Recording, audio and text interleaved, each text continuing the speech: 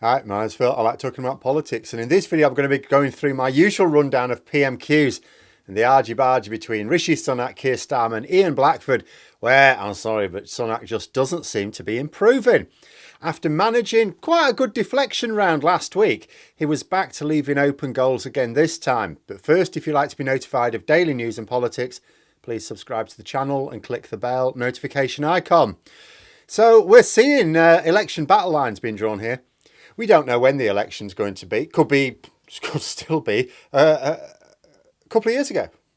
Could be a couple of years away. Could be next year. We don't know. And everyone clearly sort of knows that we are on the last lap now. Like Ian Blackford of the SNP, he engaged in a rare bit of attacking both the Conservatives and Labour on the Brexit front. Now, Blackford's usual tactic is to draw a distinction between what the Parliament voted for purely by Scots does and what the Parliament voted for by the wider UK does as a way of saying, basically, look, we're consistently at odds here, so, why don't we just leave? This was a bit different, and it's because the SNP, just as much as Labour, think that they are on this final downhill run of the Parliament now. And yes, it could still be 2 years away, but nobody thinks there are many more twists and turns to come, really. We've got the leaders in place. Ironically, if one of these parties changes leaders now, it'll actually be the SNP. In Westminster at any rate. The Tories have got to stick with Rishi Sunak now, that they're stuck with him. If they decide that they have to get rid of him, they basically are deciding a general election now. It's set.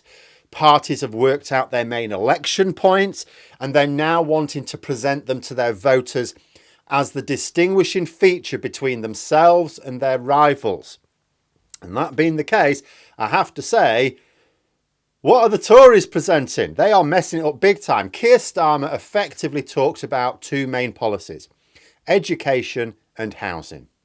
But it was all under a single theme, that of the government spending public money on those who don't need it and depriving those who do. And this is going to be a major source of bother for the Tories at the next election. Do you remember the video this summer of Sunak boasting about how he changed the funding formulas from the last Labour government so that he could take money from deprived areas and give it to wealthy ones? Do you remember that? You will do, because Labour will absolutely be bringing that one back into play come the general election campaign. They may even give it another practice run in next year's local elections. And today's questions were all about that priority of public spending. Sunak should have been wary of these questions because they are very hot potatoes for him. Even though he wouldn't necessarily know in any given week when they're going to come up, he will know they're going to come up. He should have long-term plans, preparation for dealing with these obstacles. And yet, if he spotted the danger, he gave no sign. Sunak actually defended the idea of giving very rich private schools extra money. Not just the tax breaks, which Labour are promising to end, just extra public cash from whatever source. Starmer quoted Michael Gove from a few years ago in saying it was an egregious move by the government to give the £45,000 a year private school, Winchester College, £6 million of taxpayers' money. Starmer asked why the government did this. Now, obviously, Sunak did not answer, other than to say that the government is increasing spending on schools. But the thing is, that's not going to fool the parents of school children. It's becoming more and more obvious to those voting parents that the opposite is happening. And the reason it's becoming more obvious is that school budgets are squeezed so badly that head teachers are having to be increasingly blunt with parents about the scale of the problem. For the last 10 years, underfunding of schools and colleges has been quite real. And you might have the odd little thing, do you think you can help with a few pounds here or there for something that the parents might think is a nice little extra. Now, head teachers are writing to parents to say, we can't manage the budget. We need extra money to actually be able to have teachers and teaching assistants, not just a few extra supplies for the sports department. And Sunak then took a very risky line. He said that attacking private schooling is attacking aspiration. Basically, he's saying that any parent who doesn't send their kids to private schools lacks aspiration for their kids. Now, that's a bold move, saying that the vast majority of voters in the country don't care about their kids' future. Also, that Labour aren't threatening to ban private schools completely, although I would not at all mind if they did. They're just saying that these places charge enough money to be commercially viable without needing extra public money to top up their profits. And that's because a private school can be a good choice for an individual parent, but as I tried to explain to someone this week, it's very bad for society. Because what is a private school for? Everyone's got access to state schools for their kids. Why do you send yours to a private school?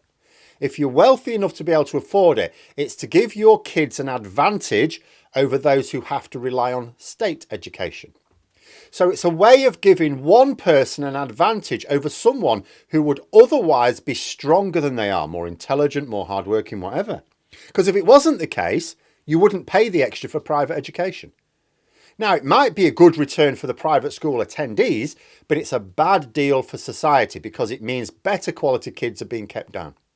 But politically, just allowing yourself to say that if you send your kids to state schools, you lack aspiration, I wouldn't have thought that was a particularly smart move. And then Starmer decided to pick up on Sunak's repeated theme of aspiration because there were several questions on this. And Sunak kept talking about aspiration. And then Starmer said, I was talking about aspiration. What about home ownership then? Because the news this week has shown that mortgage agreements are 10% down now as a result of the mini budget and fears about interest rates next year. So people now trying to apply for mortgages, there's 10% fewer of them being granted. Lenders have been much more cautious. So Starmer asked about what's happening to home ownership. Then Sunak, I think he messed up again. He probably thought he had a good wheeze, but he said that house building's going up. Okay. And that when the Tories came to power, house building was at a record low. And I go, okay. But I thought, I'm not sure I could believe he was that stupid. It is, by the way, true that house building, the number of houses, new houses being built, was at a record low in 2010. House building does go down during recessions, and we just had a big banking crisis. But Labour had been building up house building to the point where it was tipping 200,000 new houses a year for several years in a row, up until then. The Tories took 8 years to get it back to that level. 8 years. And even then, still weren't building quite as many new houses as the last Labour government were at their peak. That's only happened very, very recently.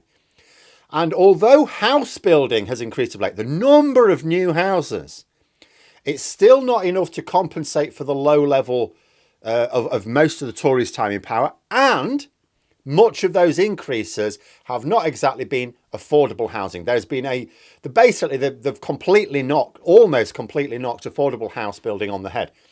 George Osborne famously told his Lib Dem coalition partners they won't be doing much in the way of affordable house building because it doesn't help them win votes.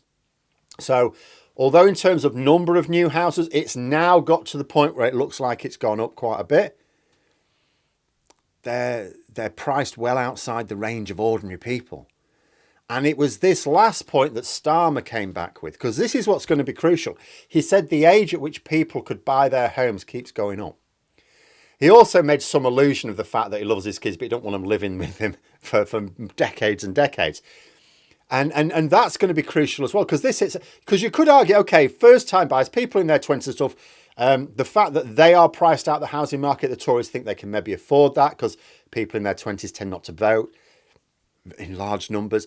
But the people who do vote in large numbers, these are the ones who wish their kids had left home by now. Why haven't you got your own house? Oh, you can't afford it. Also Starmer fired a shot across Sunak's bows about the fact that his MPs blocked his planning reforms. Just on all sorts of levels, really. Sunak's on very, very unstable ground on housing. You won't convince people that you're doing a good job on housing when people cannot afford to buy a house, even when they're on what the government will claim as a decent salary. In fact, here's an idea. You know how Tories and their media puppets complain that the salaries to teachers, nurses and so on are getting on his fight? Why are they striking? Most of these salaries are marvellous. I had someone from the Scottish Times trying to claim that £43,000 for people at the top of the teaching scale was a good salary, a fine salary. And you go, okay, well, how about this then? Okay. Create an index which rates incomes against its purchasing power in the housing market. So, for example, could a nurse working in London or the southeast of England with a 10% deposit afford a semi-detached house? I mean, that's not too lavish. Semi-detached house. If the answer is no, you don't get to tell them their salary is fine. Let's start comparing salaries with the ability to purchase what the Tories consider is the basic standard of living. In fact, where the Tories are concerned, this calculation should also take into account the local rates for private education, shouldn't it? I mean, they wouldn't want to accuse nurses of lacking aspiration for their kids, would they? So here's the thing. So until a nurse's salary is enough to get a mortgage and pay for private education for their kids in their local area, they don't get to complain about strikes for better pay. In fact, I'm going to go on a tangent actually, because there was another question later on. It was from a Labour backbencher, not one of the main leaders, who expressed dismay at the government's pay offers for public sector workers. Sunak said that he admires nurses, but he can't afford a 19% pay offer. It's like, well, they don't need a 19% pay offer in one go. They need an inflation-linked pay offer now to ward off the urgent cost of living crisis, and then a promise to bring pay up to, it should at least be back up to 2010 levels in real terms over the next 3 years, and then push on from there. Basically, why not promise to always award public sector pay at least in line with inflation? They can promise it to pensioners. Why not nurses?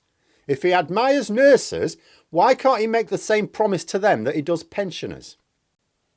And for the final question, Starmer made his main pitch. Now, I've said in the past, whatever Sunak says in response to the sixth question, Starmer can't come back with. So there's no value in asking an actual question, unless you're just doing it to lay a trap for later on. So you're better off just making a statement. Then ask a non-question at the end like, does the Prime Minister agree with me? Or something like that. So Starmer made the point that every week Sunak hands out cash to people who don't need it.